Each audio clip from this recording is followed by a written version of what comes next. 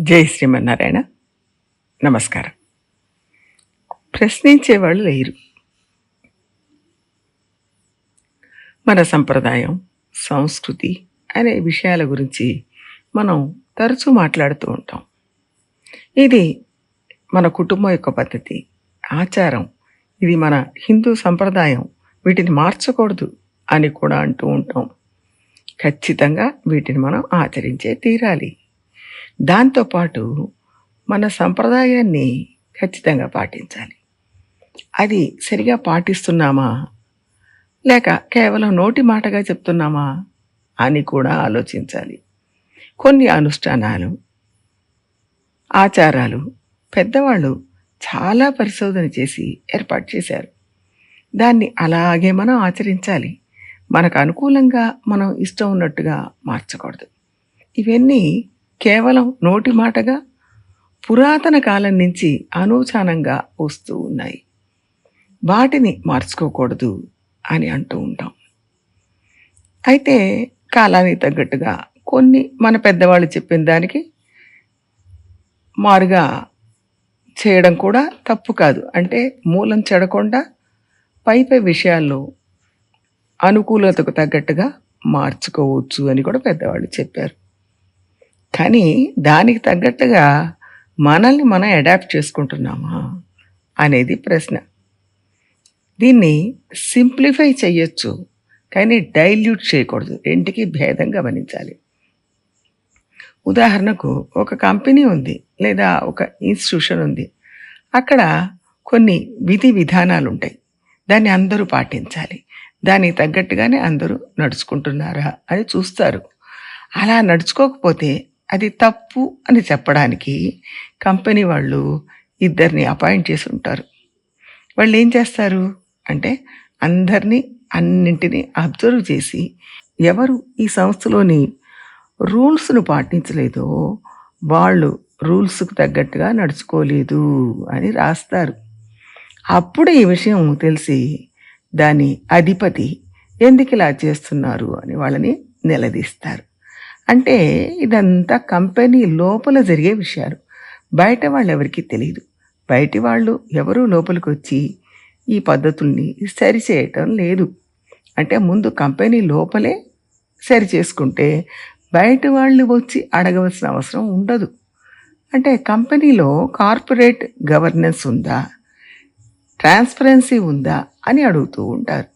అలాగే మన సంప్రదాయం, మన హిందూ ధర్మం అని వచ్చినప్పుడు దానికి తగ్గట్టుగా దాని లోపల ఒక ఇంటర్నల్ కంట్రోల్ సిస్టమ్ ఉండాలి. ఉపన్యాసకులు ఉన్నారు, కళాకారులు ఉన్నారు. వాళ్ళు వాళ్ళ పాత్రని సరిగా పోషిస్తున్నారా? సరి అయిన విషయాలే ప్రచారం చేస్తున్నారా? వేరే విషయాలు చెప్తున్నారా? పాటలు పాడేవాళ్ళు ఉంటారు. వాళ్ళు ఉపయోగకరమైన పాటలే పాడుతున్నారా? ఇష్టానుసారంగా చేస్తున్నారా? పారాయణం చేసేవాళ్ళు ఉంటారు, వంట చేసేవాళ్ళు ఉంటారు. వాళ్ళ పద్ధతులు సక్రమంగా పాటిస్తున్నారా? వాళ్ళ ప్రవర్తన సరిగా ఉందా? సమయానికి వస్తున్నారా, చేస్తున్నారా అని గమనించాలి. దేవాలయాల్లో అర్చకులు ఉంటారు.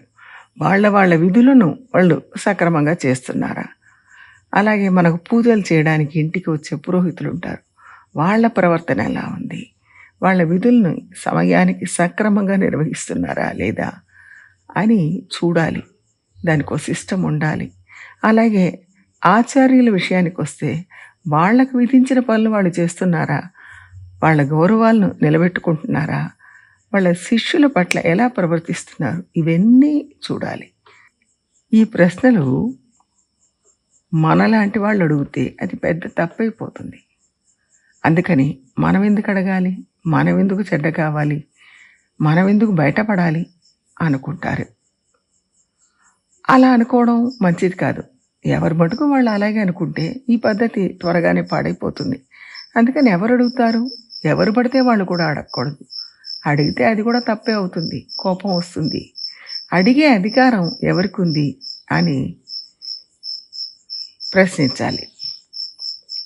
అప్పుడు సరైన సమాధానం వస్తుంది. ఆ పవర్ అంటే అడిగే అధికారం మఠాధిపతులకు, ఆచార్యులకు, పీఠాధిపతులకు ఉంది. మనలాంటి సామాన్యులు మన పనులు, మన కర్తవ్యాలు మనం చక్కగా నిర్వర్తిస్తున్నామా లేదా అని గమనించే అధికారం, నిలదీసే అధికారం మఠాధిపతులకు, పీఠాధిపతులకు, ఆచార్యులకు ఖచ్చితంగా ఉంది. అలా అడగకుండా ఉంటే ఇంటర్నల్ కంట్రోల్ ఉండదు.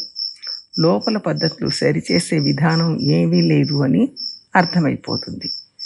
ఇది డొల్లగా ఉంది అని తెలిసిపోతుంది. అలా అయితే మన తర్వాతి తరం వాళ్ళు ఎవరు మనల్ని లెక్క చేయరు, ఈ పద్ధతిలోకి రారు. కంట్రోల్ లేని సాంప్రదాయాన్ని ఎవరు ఒప్పుకుంటారు, ఎవరు పాటిస్తారు? ఇక్కడ ఎవరు చెప్పినా అవతలి వాళ్ళు వినరు, ఎవరు ఏది అడగరు, ఎవరు ఎవరికీ సమాధానం చెప్పరు. ఎవరికి ఏం తోస్తుందో వాళ్ళు చేస్తారు, అదే చట్టం అవుతుంది. అలాంటప్పుడు మన తర్వాత తరం వాళ్ళు మేము ఈ సాంప్రదాయాన్ని ఎందుకు నమ్మాలి, ఎందుకు అనుసరించాలి అని అడుగుతారు. ఇక్కడ ఏమీ బాగాలేదు, మా కాలేజీలో సిస్టమ్ బాగుంటుంది, నేను ఉద్యోగం చేసే దగ్గర మంచి సిస్టమ్ని అమలుపరుస్తారు అంటారు యువకులు. కాబట్టి మన సిస్టంలో అంతర్గతంగా కూడా ప్రశ్నించే వాళ్ళు ఉండాలి. ఎక్కడికక్కడ లోపాలను, దోషాలను సరిచేయాలి. ఆ అధికారం ఖచ్చితంగా ఆచార్యులకు, మఠాధిపతులకు, పీఠాధిపతులకు ఉండాలి. లేకపోతే సాంప్రదాయం అతి త్వరగా అస్తవ్యస్తమైపోయే ప్రమాదం ఉంటుంది. ఇది సామాన్యులకే కాదు, పెద్దలు తప్పు చేసినా ప్రశ్నించేట్టుగా ఉండాలి. అప్పుడు మాత్రమే రాబోయే కాలంలో యువతకు మన సాంప్రదాయం మీద రుచి ఏర్పడుతుంది, పట్టు ఏర్పడుతుంది. తద్వారా మంచి అభివృద్ధిని సాధించగలుగుతాం. జై శ్రీమన్నారాయణ.